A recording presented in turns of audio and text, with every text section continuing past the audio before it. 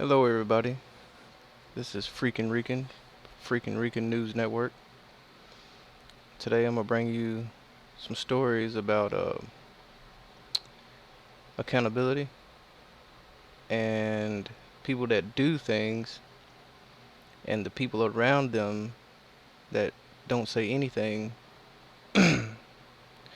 or turn a blind eye. In my opinion, I believe that the people that let things go on are just as guilty as the people that do the bad things. So, I'm gonna bring you this story right here. It's about a taekwondo star and about the misconduct he's done. But because of the Olympics, for some reason, the investigation was put on hold. Now, is it really worth it to let somebody like this compete in the Olympics? Do we really care that much about the Olympics to turn a blind eye to this? So I'll play this story right here. Steven Lopez is the biggest name in Taekwondo, a two-time Olympic gold medalist and five-time world champion. But a USA Today Sports investigation found that Lopez has been the focus of a sexual misconduct case for more than 2 years. 4 women told USA Today Sports that they had been raped or molested by Steven or his older brother, Gene Lopez, who is also Steven's coach. 2 of the women believed they'd been drugged before the alleged assaults. Steven and Gene, along with their younger siblings Mark and Diana, are part of the first family of Taekwondo. With Gene as their coach, Steven, Mark, and Diana all made the U.S. team for the 2008 Beijing Olympics, and all 3 brought home medals. But in 2006, 2 years before Beijing, a woman named Mandy Malone told USA Taekwondo that Gene Lopez had molested her in 1997 while they were at a competition in Cairo. Though USA Taekwondo dismissed Malone's initial complaint, it began taking a closer look at allegations by her and other women in 2015. Despite the assault complaints, USA Taekwondo put its investigations on hold before the 2016 Rio Olympics, where Steven represented the United States.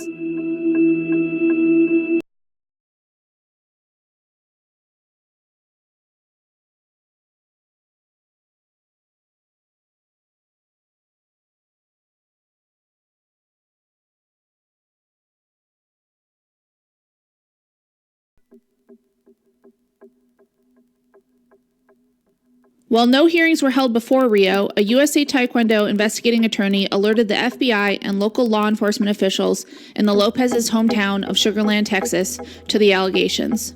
Since then, the FBI has questioned one of the women about the brothers.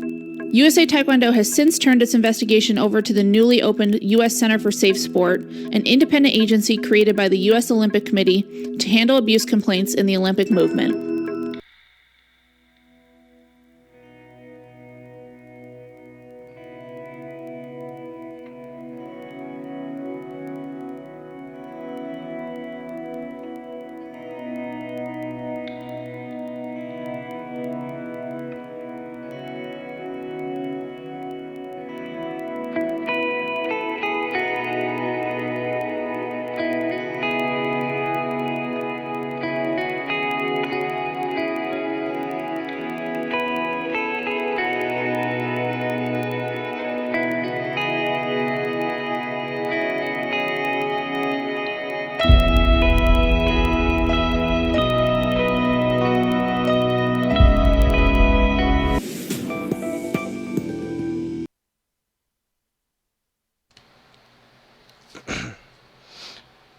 Now, are the Olympics that important where they would wait till after the Olympics before they even try to investigate when this was going on 8 years prior?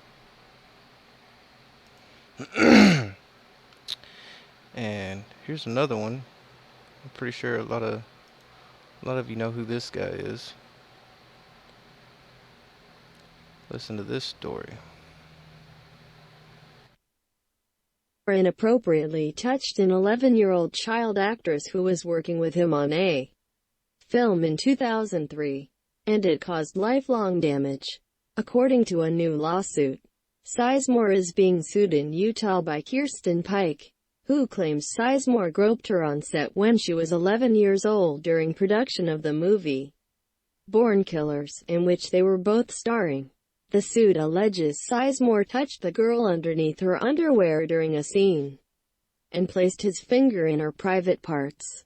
This allegedly happened in the presence of about 20 people, including the girl's mother. The lawsuit goes on to claim the woman suffered irreparable damage as a result of the alleged incident, including mental, psychological, and emotional problems, substance addictions, PTSD, emotional instability, and lots of other problems. According to the complaint, Sizemore was initially removed from the project after the allegations surfaced at the time, but the alleged victim claims he was ultimately brought back to finish the movie, and that she was the one who ended up getting the axe. The woman is seeking at least $3 million in damages. Sizemore denied the allegation last year when it first became public. We've reached out to his camp for comment on this latest development. So far, no word back.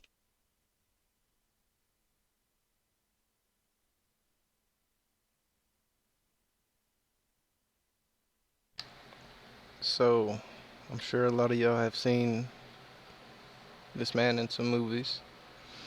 But 15 years ago, he's did this.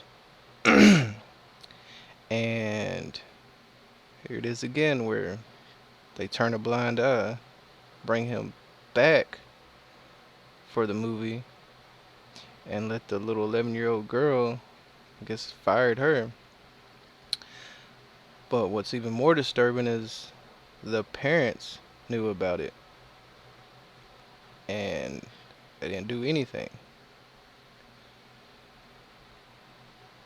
I'm not sure that my child being a movie star is so important that I'm not going to say anything about this until 15 years later when the girl says something about it. It's not that important. A movie career is not that important. And then we got another one. The teacher. Fresno High turned blind eye to teacher-student affair. A lawyer has accused Fresno High staff member of knowing about English teacher Darren Classen's illicit sexual affair with an underage student, but doing nothing to stop it, according to a lawsuit filed in Fresno County Superior Court against the Fresno Unified School District. Fresno attorney Warren Pabugian said Thursday that the sexual abuse / molestation occurred over 2 years, from January 2013 until September, when Clayson was arrested after the girl's parents told the Fresno Police Department.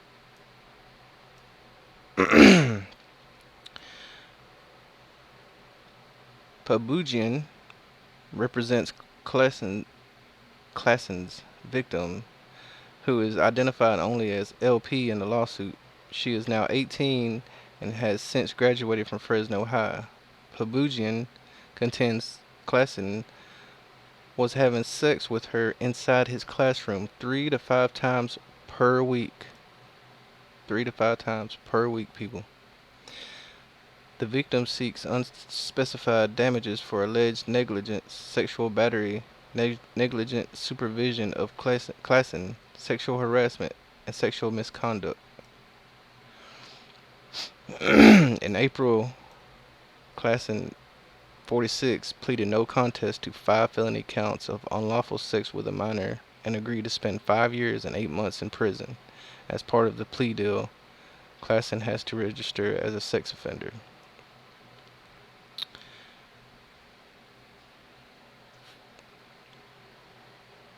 In his lawsuit, Pabugian says school staff member noticed that Classen and the girl spent a lot of time alone together in his classroom, and that he would lock the door and turn off the lights.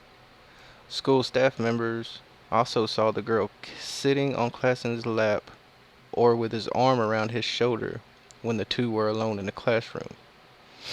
In addition, Fresno High students told staff members that they had seen Klassen kissing the girl and holding her hand on campus. The students told school staffers about the affair, but nothing was done to stop Klassen from molesting and sexually abusing the girl. Now, we're supposed to trust these people with our children, and they're doing absolutely nothing about it. The district, and specifically school teachers, administration, and janitors, had numerous warnings and information that caused each of them to know or reasonably suspect the student was a victim of child abuse. Despite their direct observations, the school administration and or staff allowed this behavior and conduct to occur and continue for years. For years. And despite these numerous warnings and observations, Pabujian says Klassen was allowed to remain employed as a teacher. In addition, prior to Klassen's arrest in September, the district never did any investigation, nor did it report Klassen to the authorities.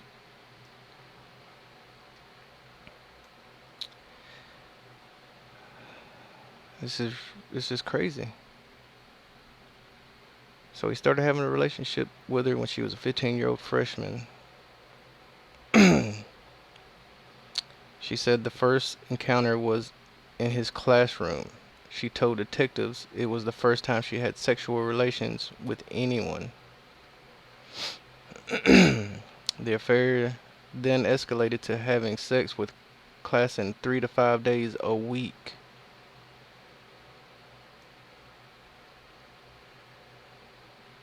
So then it goes on talking about it, and another thing is, in his lawsuit, Pabujian calls Klassen a child molester. He says if Fresno Unified had done a background check on Klassen before he was hired, it would have learned that he had an inappropriate relationship with an 18-year-old student at Madera South High, where he taught for more than a decade before coming to Fresno High. Klassen ended up marrying the Madera South student and has 2 children with her. Court records say his wife filed for divorce in October and has sole custody of their children. So he did this in the previous school. So he definitely didn't get vetted. And then when they did see or hear of him doing anything, they still didn't see anything. And we're supposed to trust these people with our children. And they're supposed to protect our children and teach our children. Instead, they all chose to turn a blind eye to the ongoing sexual abuse and molestation of their female student / child, he says. This guy right here. So if you want to look up any information on him, his name is Darren Klassen. This is ridiculous, people. I mean, who's going to be held accountable? Just him? I would believe a lot of other people need to be held accountable, especially if this went on for years.